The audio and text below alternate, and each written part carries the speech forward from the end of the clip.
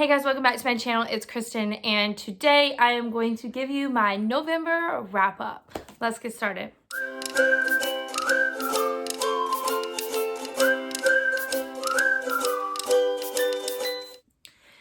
Okay, so I read, and I feel like I say this all the time, but I read more in November than I thought I was going to read. So that's really exciting. And I always only put 4 on my TBR because I don't know how the month's going to go. And sometimes I don't even get to that. But here lately, I have been powering through it. I'm really proud of myself. So I read some really good books this month. I kind of had some slumps, and I'm excited to share those with you guys. So the first one that I read this month was Throne of Glass, and I read The Assassin's Blade, which is the short stories or novellas that happened prior to this. But I loved this book. I am a huge Sarah J. Maas fan after ACOTAR, and so I'm just kind of I'm going to read all her stuff now. But Throne of Glass, of course, is the first in this series. And oh my goodness, it was so good. I cannot wait. I've been wanting to start, and I've said this before, a really long series. And this one is a pretty long series. So I am excited about it. I need to go in and get the next book. But I have so many books I want to read. It's hard to decide when am I going to read stuff. But anyways, off topic. Throne of Glass is awesome. If you don't know what it is about a young girl who I believe, I want to say 18 in this book. She is a trained assassin, and her name is Selena, and she's a trained assassin. And she, at the beginning of this book, is in kind of a labor camp type thing, where she has to mine, and people don't really last in there. And this prince comes to get her to let her compete as his champion to become the king's champion and his personal assassin and his personal champion or whatever. And so he thinks that she is his best shot. So he goes and he gets her, and then she competes against these other assassins, soldiers, murderers and stuff, and she competes against them to try and become the king's champion. But all the while there's some dark stuff going on, so dark magical stuff, even though magic has not been in their world in I don't know, centuries maybe. And there's some dark magic and stuff going on behind the scenes, and she kind of finds out about this stuff in a really weird way. And that is going on, and she's struggling with all of that, as well as trying to become the king's champion. So, and she meets friends along the way. There's some love interesty times with these. Cannot wait to see where those relationships go in the next books. No spoilers, please, because I'm so excited about it. But yeah, so good. I did give this one 5 out of 5 stars. I am so stoked to read the rest of this series. All right, next on my list is Legendborn by Tracy Dion, and this was the October Owl Crate. I want to say October Owl Crate edition of this book. And I got really excited. I was reading up about it. Some people were saying it started slow, but it gets there, and it's really exciting. And when I was reading about it, and it is based in my home state, which is North Carolina, and based at my dream school, which is UNC Chapel Hill. And so I was like, okay, I did not think this was slow at all, period, at all. Started from the beginning, caught me. I was really, really into it, really into it. Now, I will tell you, this book is about kind of magic and Arthurian legend and secret societies. This book, she goes to an early college program at UNC Chapel Hill. She is one of the only brown girls there, and that is a big part of this book, and I thought that the author did a really good job addressing those things. And from being from that area, I was yeah, I can see how it is.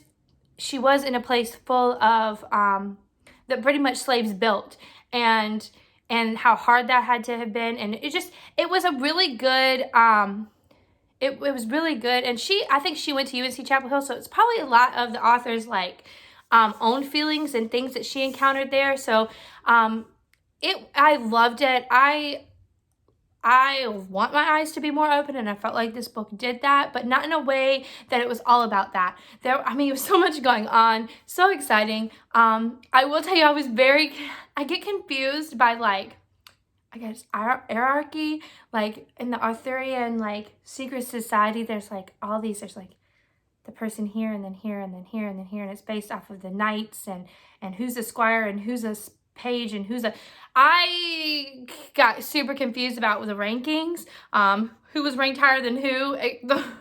That confused me a little bit. It did not diminish my liking for the book at all, because that's totally a personal, like, my brain just cannot comprehend that crap. But that didn't mess with how much I loved the book. The book is so good. This is a super fierce main character who goes to find answers about her mom's death, and no holds barred, not afraid. Obviously, she gets more afraid as things start happening to her, because, I mean, it is about magic and it is about crazy, like, demon hunting and stuff. But at first, like, she's going to find out what happened to her mom. She's going to do this for her mom and for herself, and she is such a fierce character. I loved it. Not sure how I feel about, like, the relationships in this book, where it's going to go, because it definitely left at a cliffhanger, so you definitely got another one coming. You're definitely going to have to read another one, but I don't know. I don't know how I feel about the relationships in it. I was gung-ho for one, and then by the end of it, I was like, I don't know about this. So we shall see what's going to happen. I loved it. 5 out of 5 stars. It was great. I definitely say if you're into like Arthurian stuff, which I am, I have read a lot of books based around that, and just a contemporary fantasy, this is definitely for you. Okay, next I have Misery by Stephen King. I have read this book before in high school, and I loved it, and I think I gave it like 5. If I could have rated it back then, I would have given it 5 stars, because I loved it, and it is, or was, one of my favorite Stephen King novels, and I remember that very vividly, really, really liking this.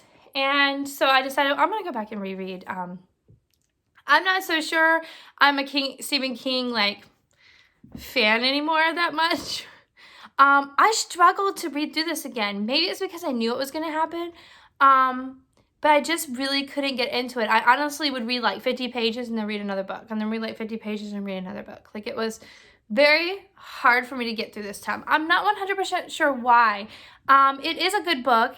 It has a good storyline. It is very interesting. It's suspenseful. You're like, what's going to happen next? It's just, his writing style, I guess now that I have more of a honed, like, I guess, like, I know what I like and I know what I don't like. And I guess back in high school, I wasn't like that. I read a lot, but I didn't read a diverse amount of things. I read a lot of Stephen King. I read a lot of Harry Potter, but I didn't like have something that I absolutely loved, or like a genre that I loved, or a writing style that I loved.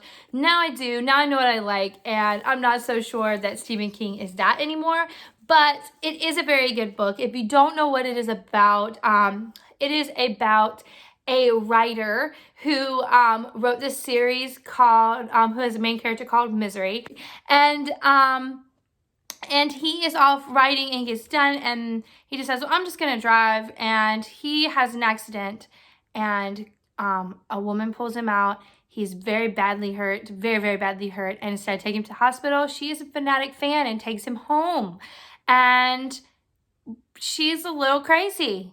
Actually, she's a lot crazy. So a lot of things happen, and his legs are completely messed up. He almost dies a few times and the wreck was that bad, and she doesn't take him to the hospital, and you find out like she was a nurse and some other things about her, and you're just kind of like sitting there cringing. I was reading it and knew it was going to happen because I read it before, but I was still going, ugh, ugh. you know, it was, ugh. But it is a good book, even if I'm not as thrilled about it as I used to be in the writing style. But I gave it 4 out of 5 stars. Next, I have Lovely War by Julie Berry, and this is another one that I really, really loved. I really did. This is set in World War I and World War II. So it is about, well, it's weird because it's about two couples that meet during World War I. It's about them, and it is about Aphrodite, Hephaestus, and Ares, the god of war. So if you know anything about Greek mythology, Aphrodite is married to Hephaestus, but she rendezvous and has an affair with Ares, and has for all time, I guess. And Hephaestus has tried to catch them for all time. And at the beginning of this book, he ends up catching them and putting them on trial for their infidelity. And during this, she wants to prove that being the goddess of love is harder than it seems, that she's not some like just giddy little schoolgirl. What she does is important, and how it affects her, and how neither Hephaestus nor Ares loves her, even though they think they do, and she doesn't love them, and why she doesn't love them and can't love them. And so she tells the story of these two couples that meet during World War I. And it is a very interesting like concept, and I just, that is so cool. And it was such a touching story. Made me want to cry a few times in it. So I gave this one 5 out of 5 stars. Highly recommend. Next, I have The Last Olympian. This is the last in the Percy Jackson Olympian series. I finally finished it. I really did enjoy this one. I probably enjoyed this one the most out of all of them.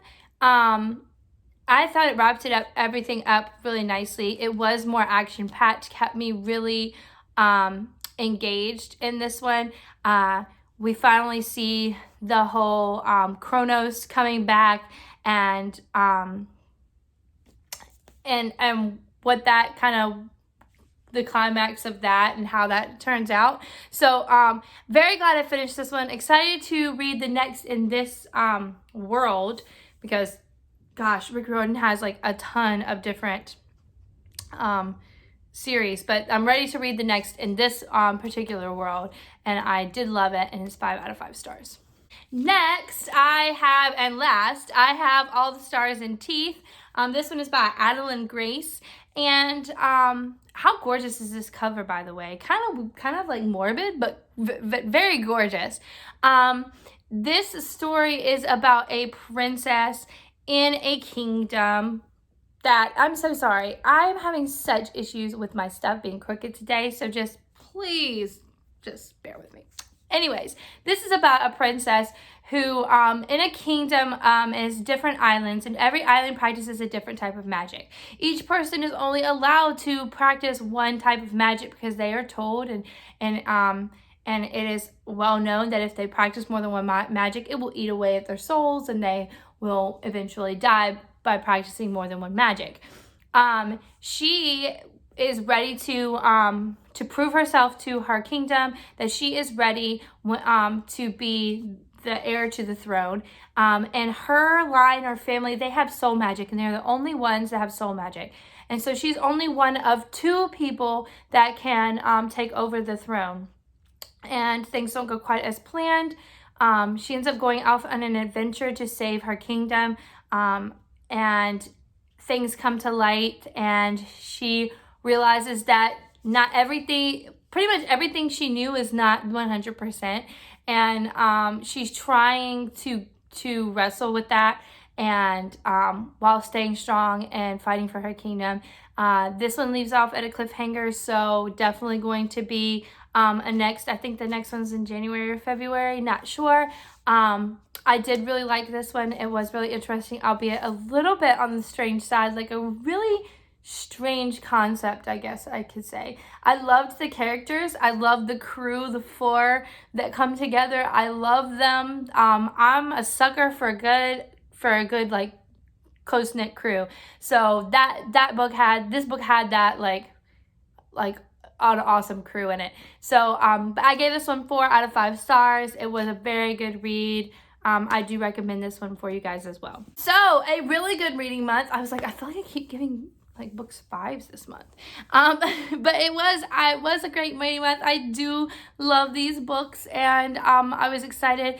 Now on to December, and let's see if I can keep it up. How many books was that? 1, 2, 3, 4, 6 books. That's pretty good when there was only 4 on my TBR, if I do say so myself. So, yeah, let me know below if you've read any of these books, you agree, you disagree, and what you thought. All right, I'll catch you guys next time.